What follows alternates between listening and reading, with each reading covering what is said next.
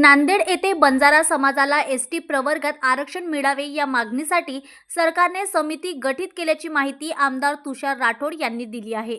मराठा समाजाला हैदराबाद गॅजेटच्या आधारावर ओबीसी आरक्षण देण्यात आल्याचा दाखला देत त्याच धर्तीवर बंजारा समाजालाही एसटी प्रवर्गात समाविष्ट करावे अशी मागणी करण्यात आली आहे.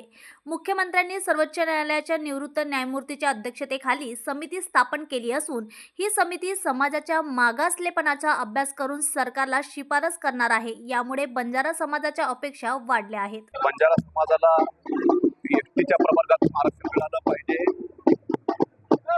अशी मागणी बंजारा समाजाची होती. कारण एक वर्षभरापूर्वी जेव्हा राज्यामध्ये नवीन सरकार स्थापन झालं त्यानंतर मराठा समाजाला हैदराबाद गॅजेटच्या आधारावर त्यांनी ओबीसी आरक्षण दिलेलं आहे आणि हैदराबाद स्टेटमध्ये बंजारा समाज हा एसटी प्रवर्गात येतो आणि याच आधारावर बंजारा समाजसुद्धा आरक्षण मिळालं पाहिजे अशी आमची मागणी आहे. याला अनुसरून एक मोठा मोर्चा मागच्या काळामध्ये या शहरामध्ये झाला, आपण सर्व हे पाहिलेलं आहे.